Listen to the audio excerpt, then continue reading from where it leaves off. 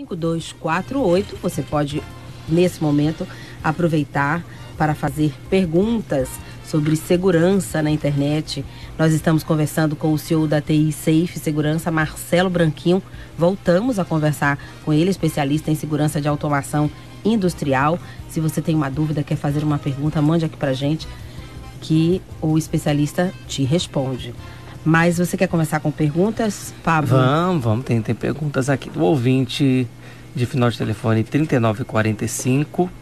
A gente até conversou aqui que ele é da área, né? Que ele pergunta aí como lidar com os perigos da Deep Web, um conteúdo quase inacessível ao usuário comum e usado no mundo do crime. É o Tony Villanova, né? Primeiro, podia explicar o que é Deep Web pra gente, né? Exatamente. Deep Web, alguns chamam de Dark Web. Eu já escutei até pessoas aqui no Brasil chamando de rede escura. Sou no Jornal Nacional chamando de rede escura.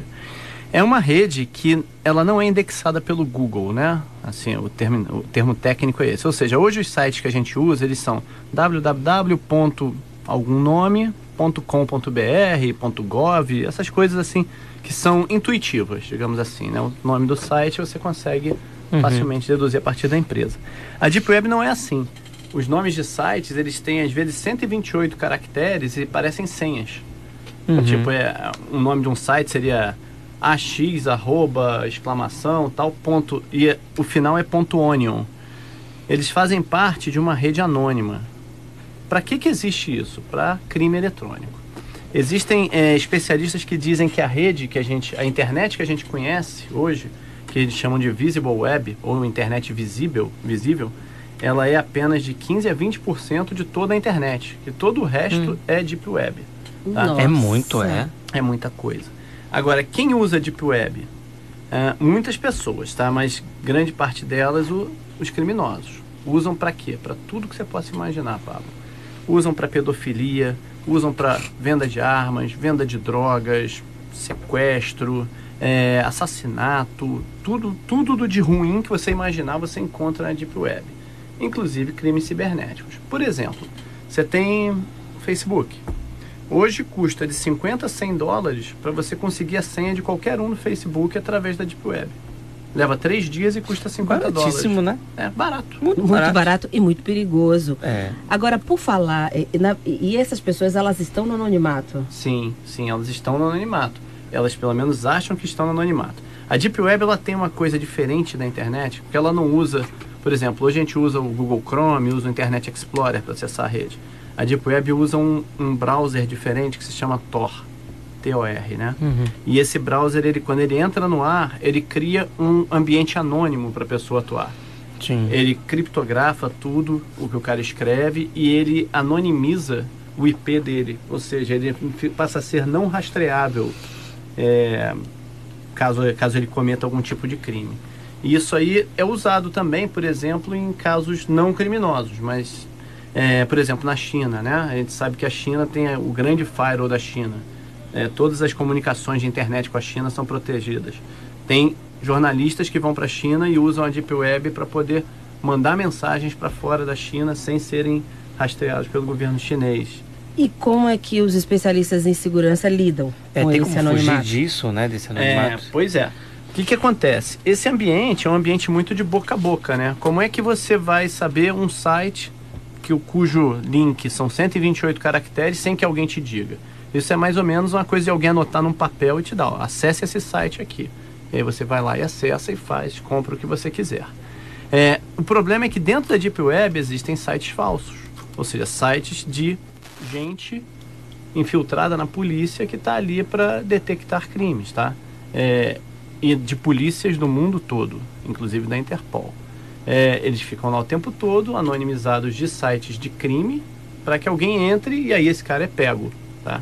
Então, é um ambiente anônimo, mas que hoje já tem bastante gente de segurança infiltrado nele.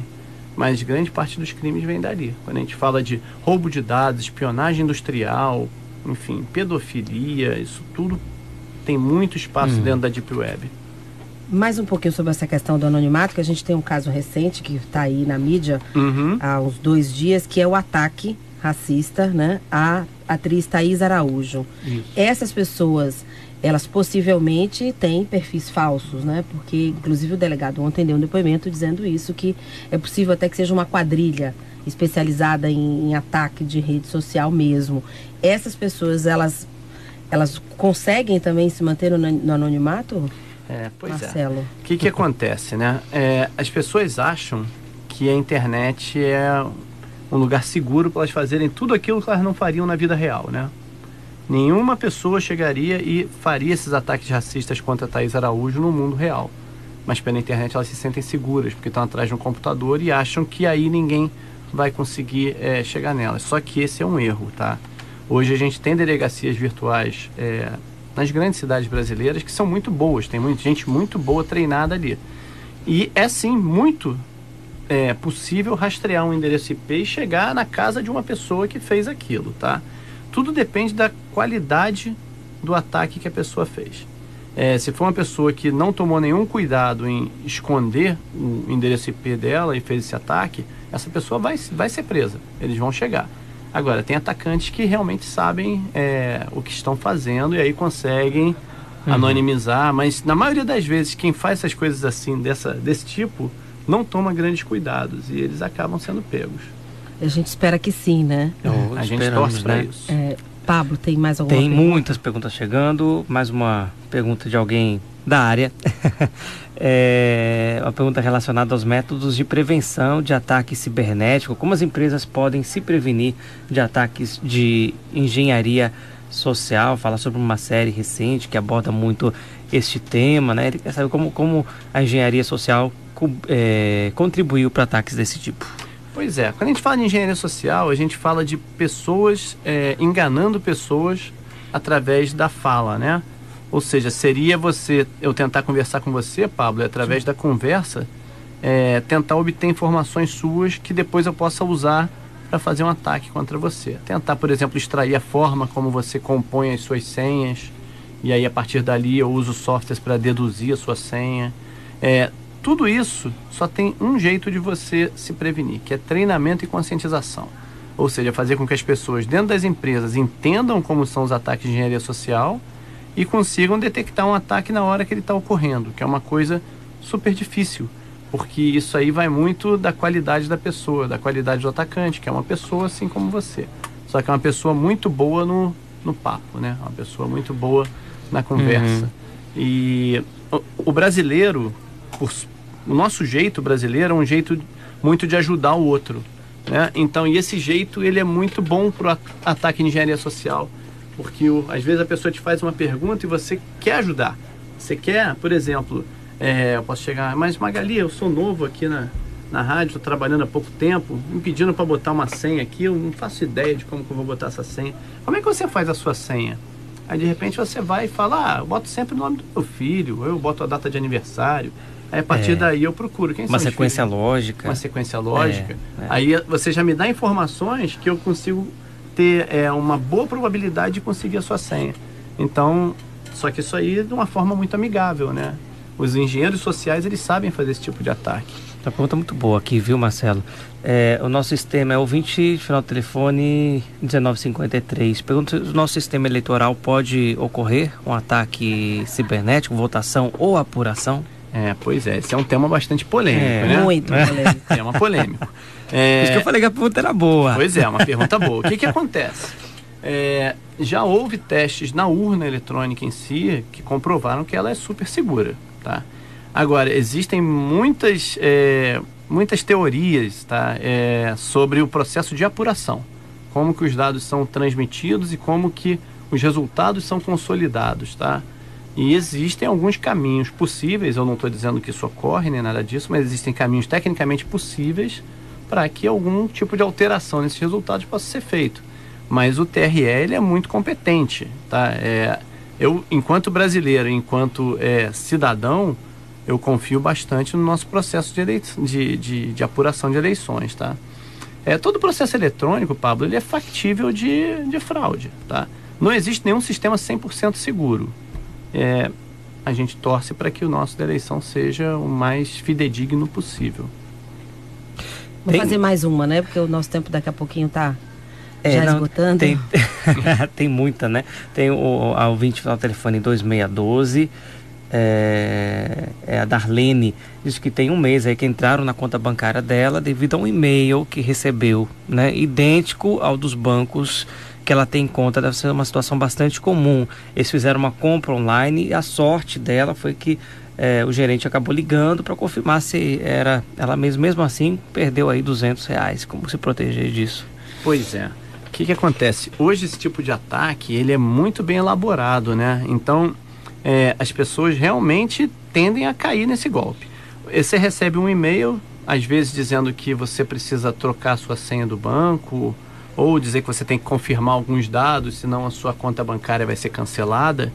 E normalmente você tem um link ali, onde você clica e cai na página do banco. Você realmente vai achar que você está na página do banco, porque esses ataques, eles copiam a página inteirinha do banco e botam lá bonitinho.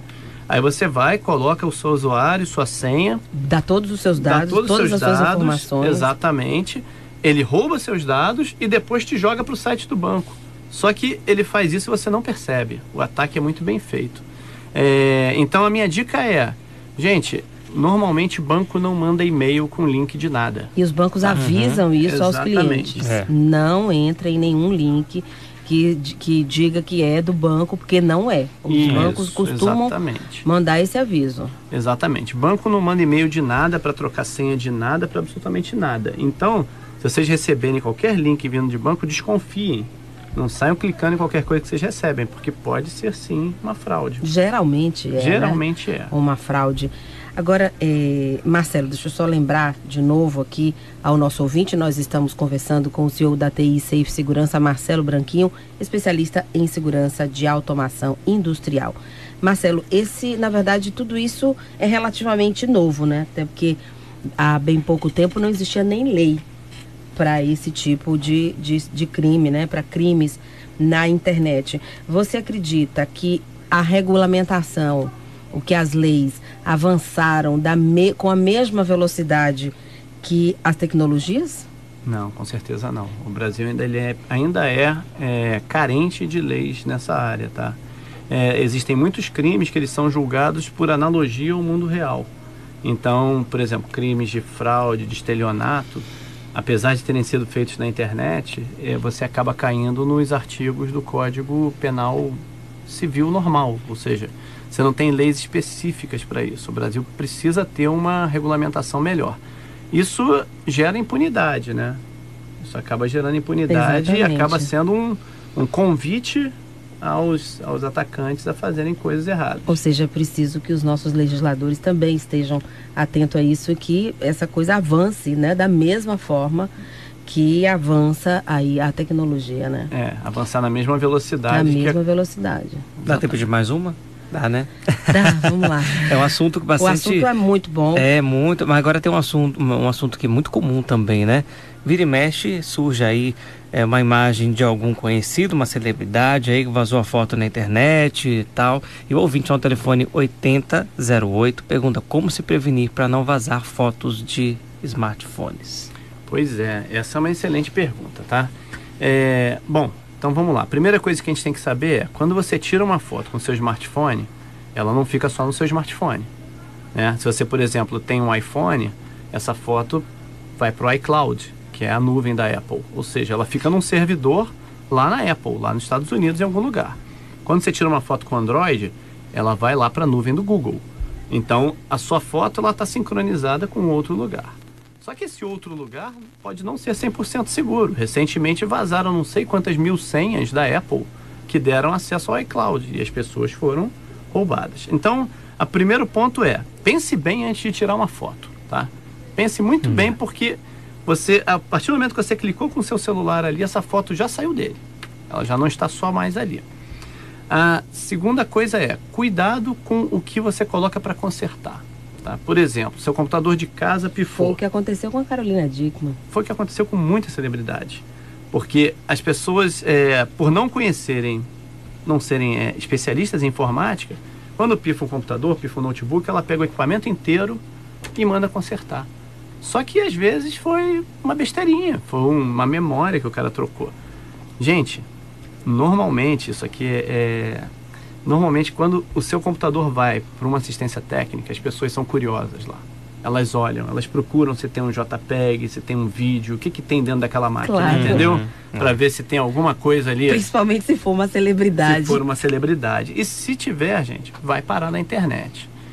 Parou na internet, tirar dela é muito difícil. Porque essa coisa é viral, a foto que entrou agora, daqui a pouco está em... Se for uma celebridade, tem casos em que nunca mais sai, né? Não tem jeito. Você pode até reparar o dano, processar as pessoas que fizeram, mas você vai ficar exposto ali, talvez para sempre.